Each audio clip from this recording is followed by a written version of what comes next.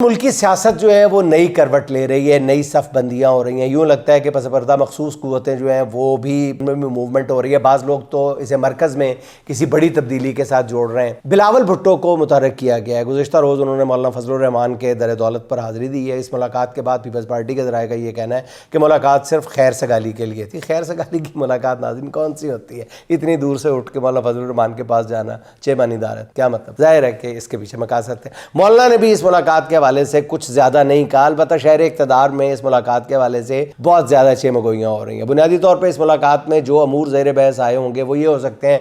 पहली बात तो ये हो सकती है कि जी कौमी असम्बली में महमूद खान अचकज़ई की बतौर अपोजिशन लीडर नामजदगी पर बहुत सारे लोग परेशान हैं। हो सकता है कि बिलावल भुट्टो ये पैगाम लेकर मौलाना के पास पहुँचे हों कि जी पीपल्स पार्टी अपने 74 अरकान मौलाना की हमायत में लाने को तैयार है ताकि मौलाना को अपोजिशन लीडर बनवाया जा सके। मगर मौलाना ने खुद सहाफ़ियों को बताया कि जी वो अपोजिशन लीडर बनने के बिल्कुल भी ख्वाहिशमंद नहीं है। दूसरी बात जो बिलावल ने मौलाना से डिस्कस की होगी वो केपी के मामलात हो सकते हैं। ये भी कोई ढकी छुपी बात नहीं है कि मौलाना हर सूरत केपी के मामलात में अपने जुस्से से बढ़कर हिस्सा चाहते हैं।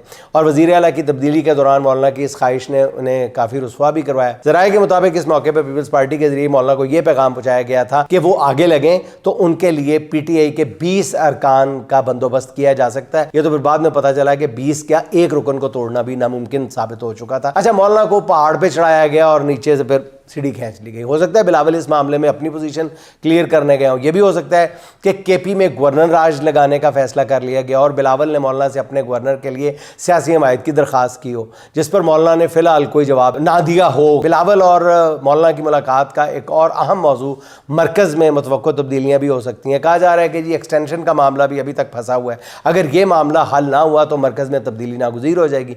बिलावल की मौलाना से नाज़रीन मुलाकात इस नए सियासी मंजर का एक हिस्सा समझी जा रही है। जो भी हो, मौलाना निज़ाम से अपना हिस्सा पूरा वसूल करने के आदी हैं और बहुत उनको प्रैक्टिस है इस बात की। अच्छे खिलाड़ी हैं वो इस काम के।